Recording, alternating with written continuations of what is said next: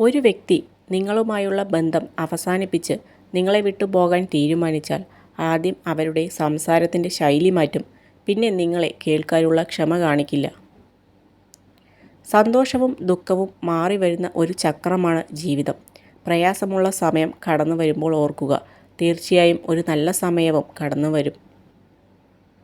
പെരുമാറ്റം എല്ലായ്പ്പോഴും അറിവിനേക്കാൾ വലുതാണ്. കാരണം ജീവിതത്തിൽ അറിവ് പരാജയപ്പെടുന്ന നിരവധി സാഹചര്യങ്ങളുണ്ട്.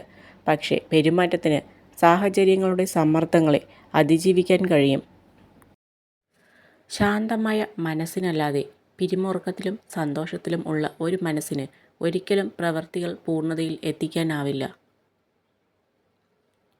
ന്യായം നമ്മുടെ ഭാഗത്താണെങ്കിൽ, തെറ്റ് സംഭവിച്ചിട്ടില്ലെങ്കിൽ, ആരൊക്കെ നമ്മളെ മോശക്കാർ ആക്കിയാലും തളർത്താൻ ശ്രമിച്ചാലും കാലം ഒരിക്കലും നമ്മളെ തോറ്റുപോകാൻ അനുവദിക്കില്ല.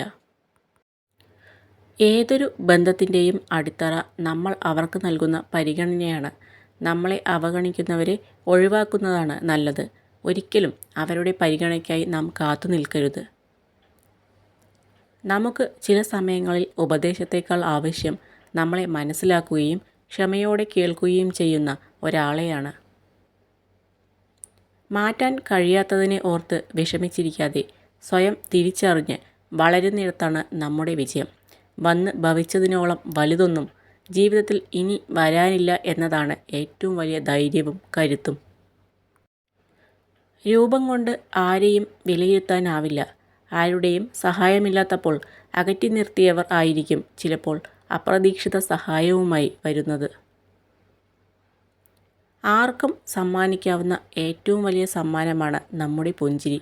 ഏതൊരു കർമ്മവും വാക്കും അത് എത്ര നിസ്സാരമായിരുന്നാലും മനുഷ്യ നന്മയ്ക്ക് ഉതകുന്നതാണെങ്കിൽ അത് പുണ്യവും അമൂല്യവുമായി മാറുന്നു. സൂക്ഷിച്ച് വയ്ക്കാവുന്നതിൽ വച്ച് ഏറ്റവും വലിയ സ്വത്ത് ഓർമ്മകൾ മാത്രമാണ്. കാരണം എത്ര കാലം കഴിഞ്ഞാലും ഓർമ്മകൾക്ക് മധുരം കൂടുകയല്ലാതെ ഒട്ടും കുറയില്ല. ജീവിതം മടുത്തു എന്ന് തോന്നുമ്പോൾ നാം ഒന്ന് നമ്മുടെ ചുറ്റുപാടിലേക്ക് നോക്കിയാൽ മാത്രം മതി.